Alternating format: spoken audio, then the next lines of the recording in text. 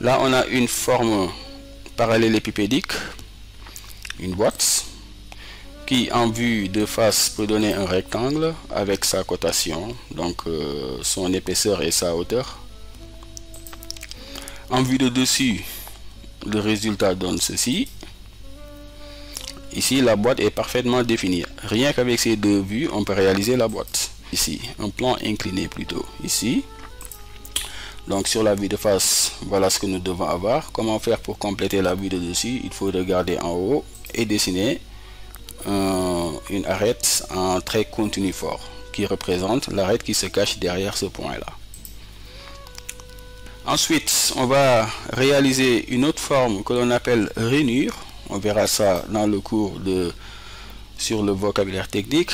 Pour améliorer la compréhension, on va rajouter une vue de gauche de la boîte. Et ici, en vue de gauche, on doit compléter ceci. Alors la rainure vient d'être représentée sur la vue de gauche, comme ça. Il va falloir qu'on la représente ici sur la vue de face et sur la vue de dessus. Sur la vue de face, lorsqu'on est à droite, on ne voit pas l'arête qui se cache derrière ce point-là. Un trait interrompu pour la matérialiser.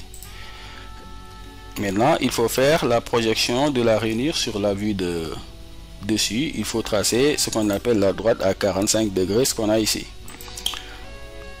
Si on trace cette droite, la projection va donner, donc lorsqu'on est ici en haut, ce point là on le voit, il est représenté par ce trait fort. Pareil pour ceci, très fort. Mais là il y a un problème parce qu'on avait vu que deux traits continus forts ne se croisent jamais en dessin technique. Donc il y a un problème à ce niveau. Comment rectifier cela? Voilà le résultat. Comment on a fait? Ce point là qui est confondu à celui-ci lorsqu'on est en haut donne comme longueur d'arête ceci sur la vue de face pour ce point là, et comme longueur d'arête pour ce point ceci sur la vue de face. Alors si on doit faire la même représentation de ces deux points sur la vue de dessus, alors quelle est la longueur que l'on doit avoir? Est-ce que ce sera la longueur qu'on a ici ou celle-ci? Alors on prend la longueur la plus importante parmi ces deux là. C'est ça qu'on va respecter pour la projection de ce point ici. Donc c'est la même longueur que nous avons là, à ce niveau. C'est pareil pour cette ligne en trait continu fort. Et voilà notre rainure représentée sur chaque vue. On va rajouter un trou plus un lamage. Le trou il est là. Alors l'autre trou qui vient après, c'est ce qu'on appelle le lamage, destiné assez souvent à recevoir des têtes de vis par exemple. Le trou et le lamage sur la vue de face donnent deux cercles. Quelqu'un qui regarde comme ça, il voit deux cercles. Et sur la vue de gauche, ça donne ce qui est ici en trait interrompu. Et sur la vue de dessus, également le trou qui est ici et le lamage là en trait interrompu. Ça, on ne les voit pas lorsqu'on est à gauche. La pièce est terminée maintenant. On peut éliminer les lignes de construction. Et là, on peut remarquer que les traits d'axe ne s'arrêtent jamais sur un autre trait. On voit bien que le trait d'axe, il traverse, il dépasse à chaque fois. Voilà, ça ne s'arrête pas. Choix des vues. En général, on n'est pas obligé pour une pièce, dans sa représentation en projection orthogonale, on n'est pas obligé de réaliser 6 vues. 3 vues seulement suffisent en général pour représenter entièrement le dessin d'une pièce en projection orthogonale. C'est ce qu'on vous montre ici. Il peut y avoir des exceptions. Si on prend l'exemple de cette pièce, là on voit que 2 seules vues suffisent pour définir entièrement la pièce. Et même on peut avoir le cas où une seule vue de la pièce en projection orthogonale peut suffire pour avoir tous les détails afin de réaliser donc cette pièce là. Voilà.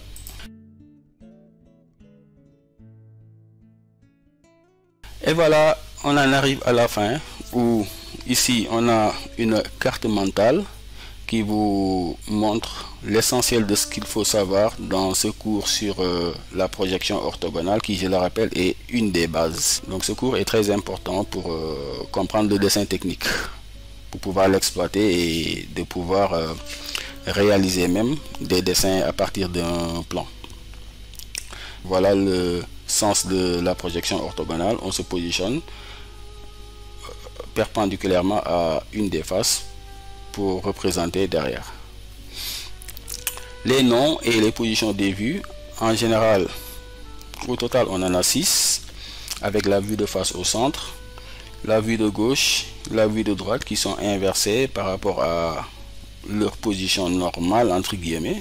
Là c'est la vue de face, là on a la vue de droite, plutôt la vue de gauche, la vue de droite ici, la vue de dessus, dessous et arrière. Donc ça, c'est parce qu'on a utilisé la méthode européenne, le symbole ici, ce fameux symbole que nous avons là, qu'on trouve toujours sur les dessins, sur les plans.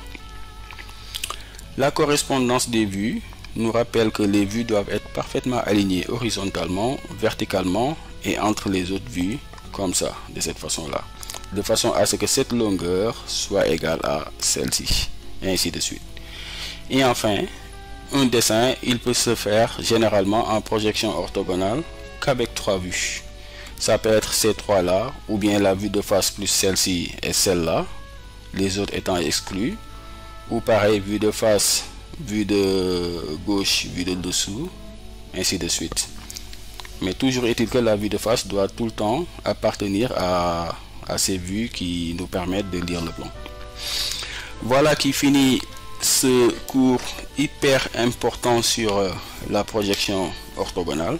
Je vous invite à visionner à nouveau cette vidéo et essayer de reconstituer une carte mentale pour résumer le cours et de faciliter ainsi la compréhension. On se donne rendez-vous pour une prochaine présentation. Merci à tous. Au revoir.